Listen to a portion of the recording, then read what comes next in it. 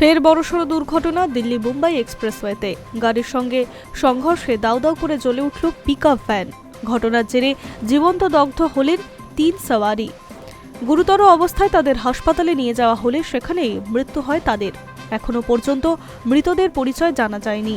গোটা ঘটনার তদন্ত শুরু করেছে পুলিশ।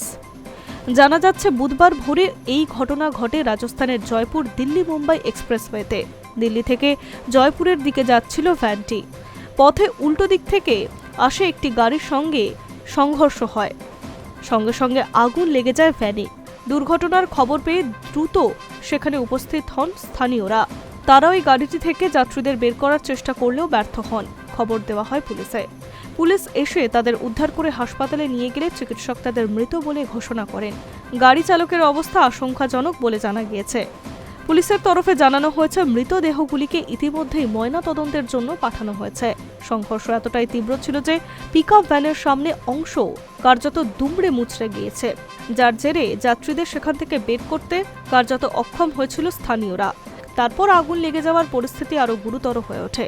কেন এই দুর্ঘটনা তা খতিয়ে দেখা হচ্ছে। পাশাপাশি মৃতদের পরিচয় জানার চেষ্টা চলছে। উল্লেখ্য, এই দিল্লি মুম্বাই এক্সপ্রেসওয়েতে গত সোমবার একটি ভয়াবহ দুর্ঘটনা ঘটেছিল। ধোঁয়াশার জেরে পরপর ২০টি গাড়ির মধ্যে সোমবার সংঘর্ষ হয়। এর ফলে ২ পুলিশ কর্মী সহ ৪ জনের মৃত্যুও হয়েছিল। গুরুতর আহত হয়েছিলেন ২০ জন। দুর্ঘটনার সময় দৃশ্যমানতা কার্যত শূন্যে নেমে গিয়েছিল। দুটি ওভারলোডেড ডাম্পারের মধ্যে সংঘর্ষ দিয়ে শুরু হয় ধারাবাহিক দুর্ঘটনা। দুটি ট্রাক উল্টে যায়।